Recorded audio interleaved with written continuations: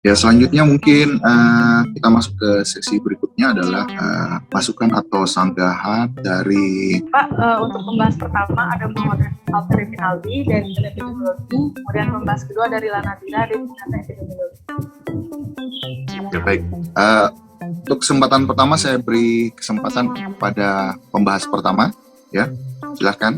Baik, sebelumnya saya ucapkan selamat kepada Raudatun karena telah mencapai sampai titik ini. Alhamdulillah sudah melaksanakan seminar proposal pada hari ini. Mungkin ada beberapa hal yang ingin saya tanyakan langsung saja.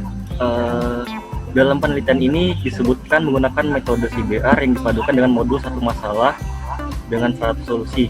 Mungkin Anda bisa menjelaskan mengapa mengambil metode tersebut dan mengapa tidak difokuskan dalam penggunaan metode CBR saja atau penggunaan modul satu masalah 100 solusi saja. Terima kasih. Terima kasih Alvin. Jadi jelas sekali pertanyaan dari Alvin ya, bahwa kenapa Roda Tunisia mengambil metode satu masalah 100 solusi atau menggabungkan metode CBR dengan modul satu masalah 100 solusi. Silakan. Jadi atas pertanyaan pada pembahas 1, saya ulang kembali pertanyaan mengapa mengkombinasikan metode CBR dengan modul satu masalah 100 solusi dan kenapa tidak memfokuskan pada metode CBR saja. Sebelumnya pada presentasi tadi saya sudah sedikit menjelaskan terkait mengapa saya menggunakan modul satu masalah 100 solusi. Jadi dalam metode CBR itu ada 4 tahapan. Dan dalam tahap pertama itu ada retrieve, memperoleh kembali kasus yang kita akan teliti, kemudian ada reuse, mengulang kembali, dan selanjutnya ada revise. Nah, modul satu masalah solusi ini akan berperan di tahap revise dan defend. Kenapa? Karena pada tahap revise ini kita meninjau kembali solusi yang telah dilakukan sebelumnya dalam penanganan penyakit kusta. Di mana revise ini dia mengevaluasi, melihat apa kelemahan dari program tersebut. Dan di modul satu masalah solusi sini dia mengespesifikasikan poin apa sajakah yang perlu kita evaluasi. Di mana tadi saya jelaskan telah terdefinisi di kerangka konsep juga di definisi konsep, yaitu berdasarkan 6M: man, money, method, mesin, material, dan market. Di mana di dalam mengolah man ini terkait tenaga kesehatannya sendiri, karena program sendiri pun ada pelaksananya, ada yang melaksanakan gitu. Nakesnya apakah nakes sudah cukup terlatih untuk menjalankan program solusi ini. Kemudian apakah nakesnya sudah paham terkait SOP dalam programnya itu sendiri, serta indikator lainnya untuk mencapai program itu. Dan untuk money, gimana untuk alokasi dana terkait program ini sendiri. Karena melihat permasalahan sekarang, kusta ini masih belum diprioritaskan di Indonesia, walaupun pada dasarnya di peraturan sudah diatur kalau kusta ini adalah prioritas pencegahan dengan penyakit tropis terabaikan, lebih tepatnya begitu. Tetapi untuk penerapannya pun masih belum terlihat prioritasnya begitu.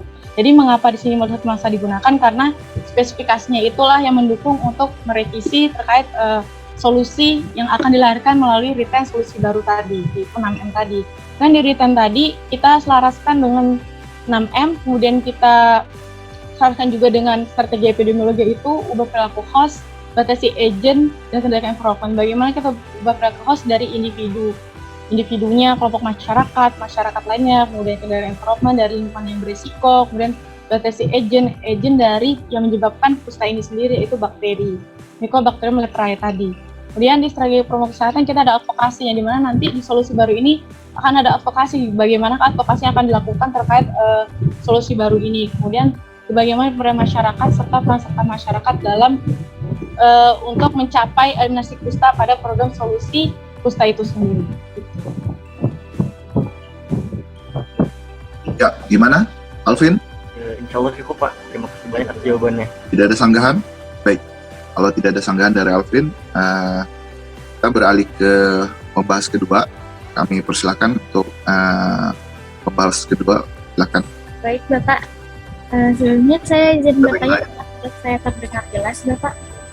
Ya, jelas sekali Rila. Sebelumnya terima kasih atas kesempatan yang diberikan kepada saya, dan saya ucapkan selamat kepada Rauda Tunisia karena sudah sampai di tahap ini. Semoga dimudahkan ke depannya. Jadi pertanyaan saya punya beberapa pertanyaan. Yang pertama yang ingin saya tanyakan yaitu bagaimana sebenarnya tren dari penyakit kusta ini sehingga peneliti mengangkat topik ini untuk penelitian skripsi. Kemudian yang kedua, kusta ini kan dijelaskan pada proposal itu memiliki klasifikasi atau tipe tadi. Ada PP, PB, dan FB. Apakah hasil CBR yang dilakukan oleh peneliti ini nantinya akan menyesuaikan dengan klasifikasi tersebut ataukah secara general saja yaitu penyakit kusta?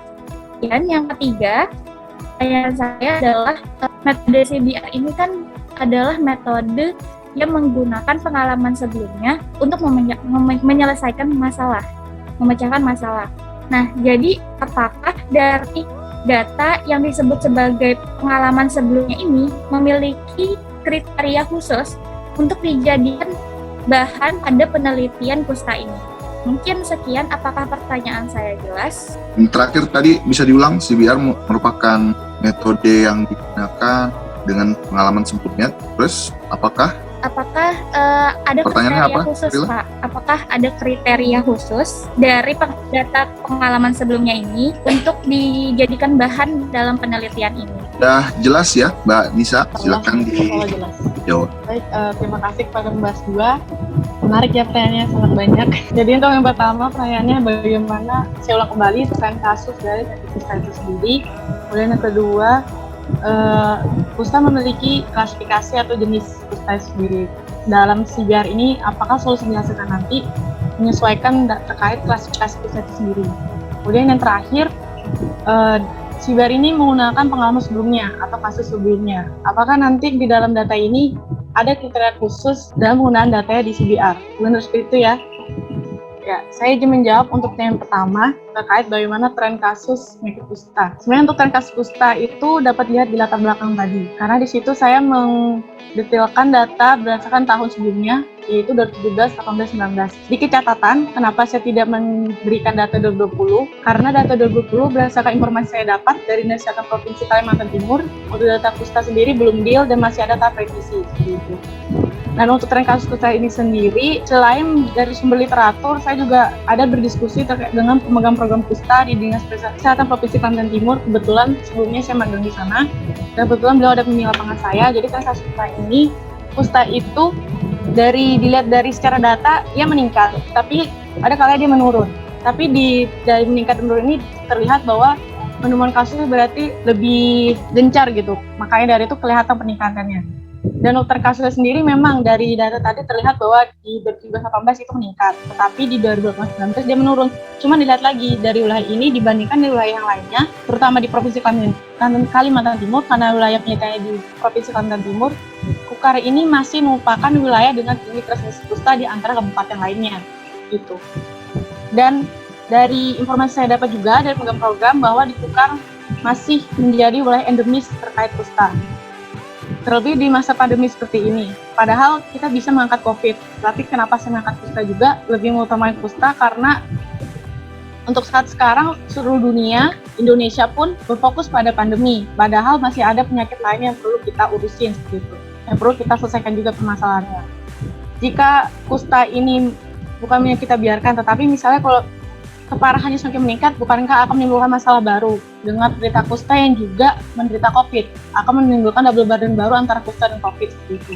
Jadi untuk tren kasusnya itu peningkatannya yang memang kelihatannya naik turun, tapi sebenarnya jika dipelajari lebih jauh, peningkatan kasusnya sangat-sangat tinggi sebenarnya begitu. Karena dari informasi yang saya dapat juga dari Dinas Kesehatan Provinsi, data-data yang terdaftar itu adalah data-data dari penjaringan aktif case pending. Jaringan kasus kusta secara aktif. Kita tidak tahu bagaimana terkait pasif case pending-nya secara pasif, karena dari orang penderita kusta sendiri ini yang sedikit sulit untuk ditemukan karena munculnya stigma negatif terkait kusta itu sendiri. Jadi agak lebih sulit untuk mengetahui apakah mereka deteksi kusta atau tidak. Jadi untuk tren kasus seperti itu Rila meningkat, namun di tahun selanjutnya memang turun. Cuman jika dibandingkan dengan wilayah lain, wilayah yang saya teliti ini tetap menjadi yang tertinggi. Kemudian yang kedua, terkait klasifikasi penyakit kusta. Kemudian apakah solusi saya klasifikasi? Karena klasifikasi penyakit itu ranah klinis. Karena sebelum kita mengetahui klasifikasi itu, kita harus mendiagnosis gejalanya, tanda gejala dari kusta ini sendiri. Karena dari literatur saya baca dan diskusi bersama orang yang alhamdulillah kompeten di bidangnya di kusta, yaitu program yang telah saya sebutkan tadi, beliau bilang kalau untuk PB ke MB, jadi kusta PB ini kusta kering, kusta MB adalah kusta basah. Klasifikasi ada dua. Jadi membedakan adalah jumlah bakteri dan juga lesi kulit yang ada pada penderitanya. Lesi kulit itu seperti orang yang panu, cuman dia kalau disentuh dia tidak sakit, tapi jumlah lesi kulitnya lebih banyak dan dia menebal. Itu yang membedakan. Untuk klasifikasi penyakit kita tidak menyesuaikan klasifikasi penyakit, tetapi kita menyesuaikan jenis tindakan yang kita lakukan terhadap kusta itu sendiri. Gitu. Jadi untuk solusi nanti yang biasanya adalah mencegah kesakitan, mencegah keparahan, dan mencegah kekambuhan. Kesakitan pada kusta PB untuk mencegah kesakitan dari efek dari kusta PB, kusta kering itu sendiri, dan mencegah keparahan kusta PB untuk meningkat jadi kusta MB, mencegah keparahan kusta kering meningkat jadi kusta basah. Kekambuhan karena kusta ini disebabkan oleh bakteri dan dia pengobatannya harus sampai selesai, seperti layaknya orang TBC yang diobati dalam tahun 2 tahun harus sampai selesai pengobatan begitu. Jadi mencegah kekambuhan, mencegah untuk adanya bakteri itu muncul lagi dan kusta lagi. Kemudian yang ketiga kriteria CBR. Dari jurnal yang saya baca, metode sebelumnya yaitu menurut Amod dan Plaza tahun 1994, kemudian turunan lagi penelitian Mulyani dan Hartati 2019, kemudian turunan lagi ke penelitian Pahlawan ke 2017, itu yang saya baca tidak ada kriteria khusus untuk data yang kita teliti. Tapi merujuk kepada penelitian sebelumnya, CBR ini melihat pola kasusnya. Jadi sebenarnya CBR ini tidak hanya digunakan di kesehatan, tapi juga digunakan ke resep makanan, bahkan bisa untuk melahirkan resep makanan baru begitu.